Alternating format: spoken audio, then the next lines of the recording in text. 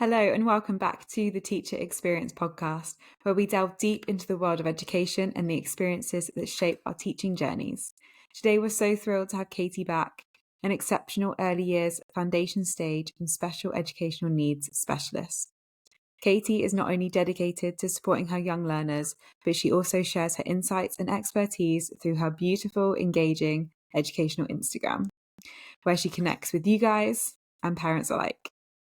In today's episode, we'll be discussing the important topic of stimming, what it is, why it matters, and how we can better understand and support our students who engage in this behaviour. So without further ado, welcome back to the podcast, Katie. Thank you. Thanks for having me back. Amazing. Well, as you already know, we start every episode with a what went well and EBI. So can you share yours for this week, please?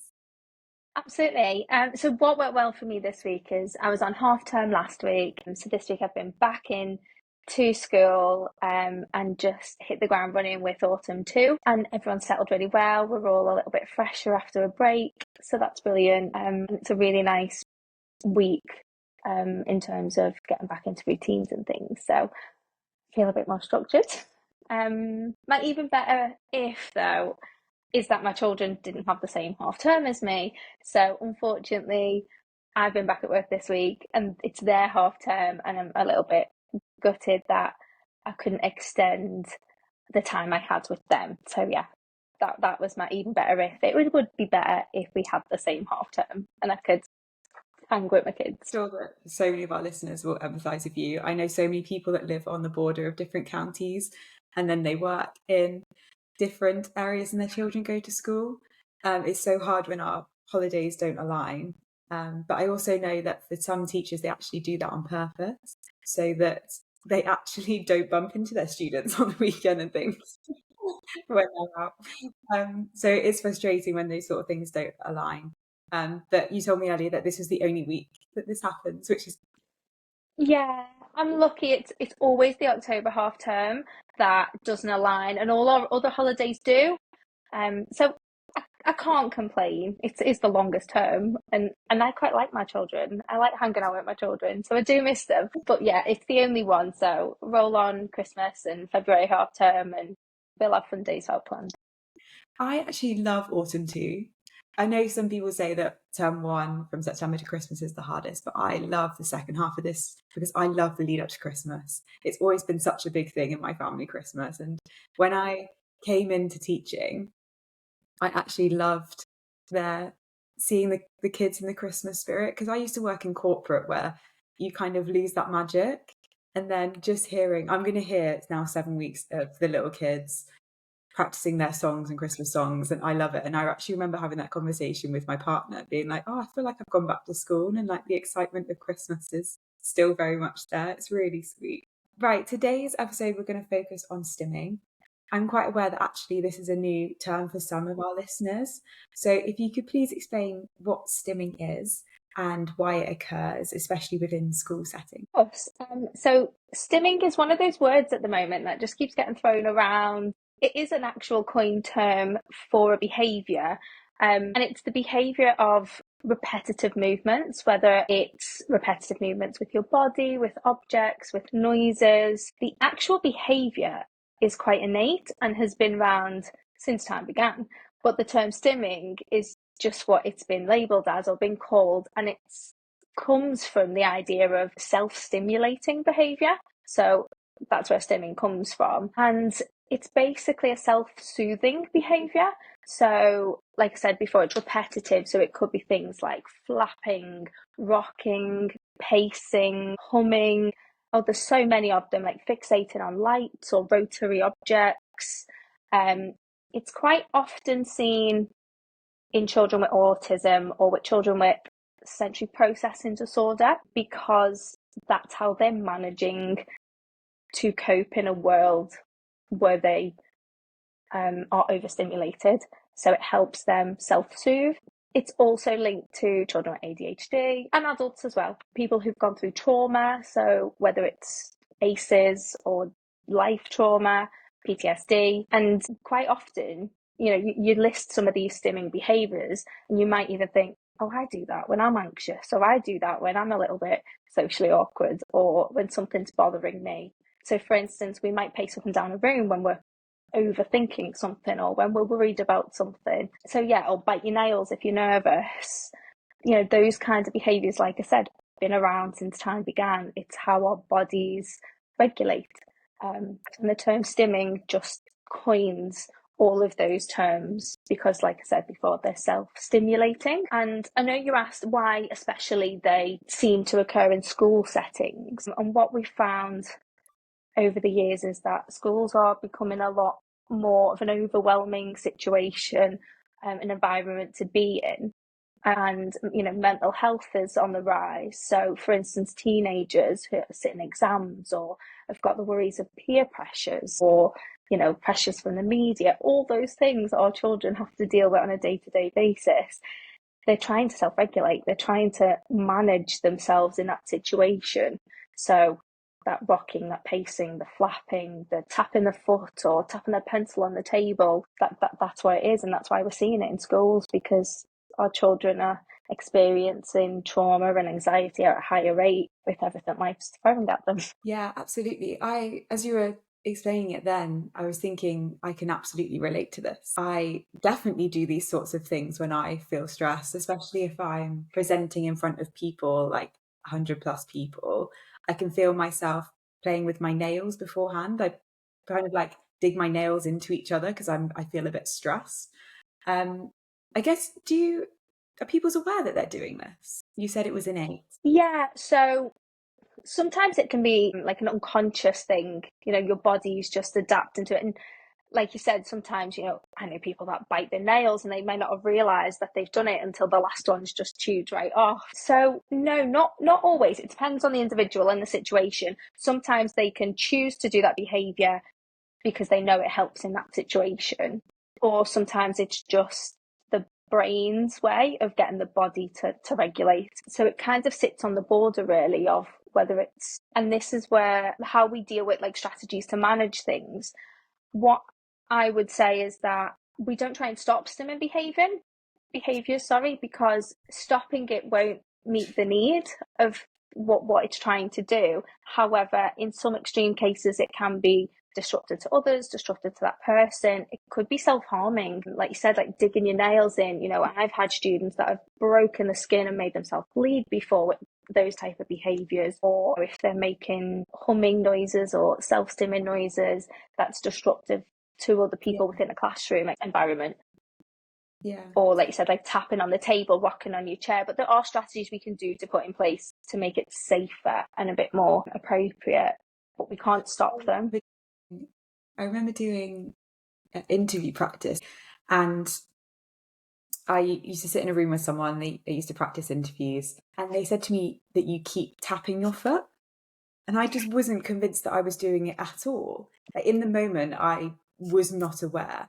And apparently I also used to play with my hands like this. And I was like, no, I was convinced in my head that I wasn't. And then we had to go do interview practice where you recorded yourself and watched yourself back. And it was only until that moment that I realised that I did do all those things, which I think I brought that into my teaching, because often I get students click pens or tap their feet, and I've never switched it off or told them to stop, because it was very much in that moment, where I must have been about 22 at the time, that I realised that they don't realise, and it is a coping mechanism, because in those moments when I had the interview practice, I was coping by doing that as well.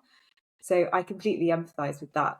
Completely. And it was also interesting that you said stimulating environment.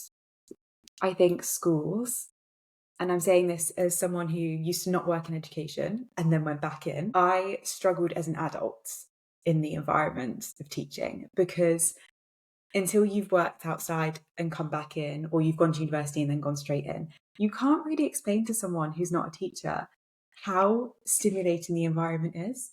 My headaches were extreme when I first went into teaching, because I said it's so loud, the bright clinical lights that are in classrooms, the every wall is decorated. I'm such a visual person as well, and in a lot of secondary schools they say that you want to create a stimulating working environment, which doesn't work for someone like me. So in my classroom, I don't like a lot on my walls at all, because I feel like it's too much. So that stimulating environment is also something that I completely understand what the pupils are going through. And if you ever walk through a secondary school corridor during lesson changeover, you will completely understand how that can be an overwhelming situation for anyone. Even as an adult, it's hard. I completely agree with you there as well. Some days I come home and I'm just completely like touched out, tapped out, because you've just been sort of taking on all of this information, whether it's visual, auditory, emotional, all day.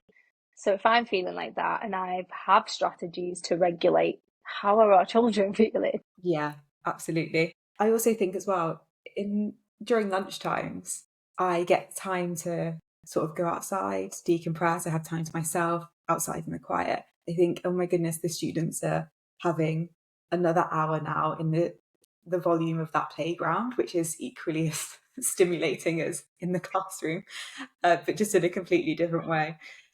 You mentioned a little bit about strategies. So, could we talk about strategies or approaches that we can use to accommodate students that choose to engage in this behaviour? Yeah, of course. There's lots of things out there to support you. I mean, I don't know what it's like in secondary. I'm lucky enough that I work quite closely with my occupational therapists in school. So if there's anything that I'm completely stumped on, I can go to them, or we have sensory integration specialists that, again, we can always just bat ideas around with. So never be afraid to ask out as well. But like I said before, unfortunately, a lot of the time our children don't know they're doing it, like the example you gave, or they can't stop it. And if you try to stop it, they're going to do it in another way, because it's a need, and we need to meet the need, not stop the need.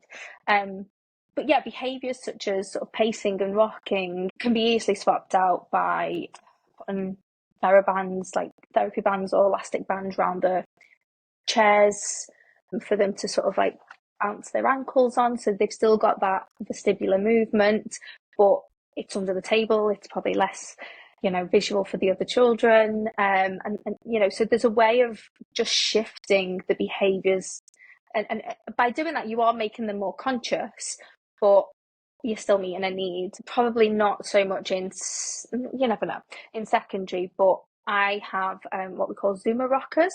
So for my children that do rock and pace on a four-legged chair, they're gone. They're going to tip it and they'll be back. Whereas if you had like a small rocking chair that just did that naturally, to help. And I know I said before about it being a self-soothing behaviour, but it can also be a focusing behaviour. We do things sometimes when we're concentrating. It could be a way to gain their attention. And that vestibular motion is quite something that we all tend to do. I talk with my hands when I'm concentrating. Yeah, like I said, we pace when we're worried. It's all that movement. Again, you can work with children on anxiety, so putting that into your curriculum or into your pastoral care, about giving them strategies to help with emotional literacy and how to deal with anxiety. That might in itself reduce the behaviours or minimalize them a little bit. And the biggest one, and probably the hardest one, is change your environment. Tone down your displays a little bit, or like I said, make adaptations to your seating. Or a big one for me is allowing my children to maybe just take their shoes off if they're in a safe environment, and feel the ground beneath them, just to sort of bring that in. I work with a lot of children with complex autism, and sensory processing. So a lot of their behaviour might be sort of like hand flapping, and if it's not bothering anyone else, I'd leave it. Sometimes you can give them like a button, and they can sort of get that feedback from a button, like a squeezy button, or like a stress ball. Stress balls are quite good. You can make your own as well with different textures in. Play-Doh and balloon is often the cheapest way. What else? Fidget poppers, bracelets. You don't want to give them something that's going to be more distracting, but if you've got a child that maybe pinches their skin, sometimes just elastic bands on the wrist can help to ping the elastic band rather than pinging the skin, and then you're not ripping the skin. So yeah, just little changes that can be adapted just to make it safer and less disruptive for everybody else. That's great insight, and there's definitely some cheap options there as well, because I know budget is a big challenge at the moment for schools. So that's great insight. I know a lot of teachers will be thinking, and this is more typical in secondary school, this is offered quite a lot to pupils, but they don't take it because they don't want to be seen as different. I think schools, we're doing a really good job at the moment with this society change around speaking about anxiety and speaking about your emotions. Secondary school pupils are actually getting a lot better at it, and it's not something that is kind of people are picked on for anymore. And it's great because pupils will come to me now and say, I feel anxious, or I feel like I've got anxiety. Is this what it seems like? And it's great that pupils are having those conversations. So actually, I do think as we progress through in the next few years, it will become very normal to see these sorts of strategies and little toys in school. I do think we're getting there, which is a great thing. I just think it is gonna take time. But 10 years ago, students never talked about having anxiety, and now they're confident enough to tell teachers about it. Like, it is a great change, and we are making progress. So if you're listening and thinking, I'd love to implement these, please still offer, even if you know the option with these kids is going to be a no because they don't want to see as different. But once we start building it in as like a norm within schools, then more and more pupils will take it up. So thank you for that. Could you possibly tell me what you think some of the common misconceptions are around stimming? Yeah, the main ones are, and I think I touched on it earlier, is that it's just something that happens with autistic people all the time. And like I said before, when you break down just human behavior, you realize that it is there. And like I said before, it's more, you can really see it in children that do suffer from like high levels of anxiety or who have gone through trauma. I know a lot more severe stimming behaviors are often called tics, and they're probably less controllable. It's the body does it very unconsciously. And you find that a lot in like veterans or people with really bad PTSD or extreme social anxiety. So it's not just something for children with autism or people who have sensory processing disorder. Yes, it is more common. It's not just comes with an ASD diagnosis. We all do it. Yeah, absolutely. It can be seen, for example, in our high ability kids with no SEN, it can still be there. And especially if it comes around because of anxiety, then it definitely can be seen in those kids. Yeah. It might be something that's undiagnosed as well. And this is actually the start of the diagnosis process. So absolutely. And another misconception, is the fact that all autistic children will stim. They won't. Some do, some don't. And it might be more obvious in some than others. I've heard before saying, oh yeah, when you've got autism, isn't that where you sort of like flap your hands and like tap your chest? And I'm like, no, not really. They might do that, but that's not a characteristic of autism. So it kind of flips a little bit as well. If I was to sum it up, tell me if I've got this right. So stimming, it's almost like a spectrum. It can arise through many different reasons. Anyone can experience it regardless of their profile. And the coping strategies and coping mechanisms are different for everyone. Absolutely. Yeah, pretty much summed it up straight away. Amazing. So we obviously finished every episode on a research bite, but I thought for this episode, have you got any specific books or training material you could direct people to that want to learn more about this? Absolutely. So there is a lot of information about stimming on the National Autistic Society website. They're somebody I'd always go to straight away because they've got so much extensive research that you know that it's evidence-based and research-based. There is a free downloadable handbook at the moment through the Beacon School, and it's called the Send Behaviour Handbook. That is a really fantastic resource for identifying sort of SEN behaviours and giving you quick strategies to deal with that. And that it's really easy read as well. I'd say go there.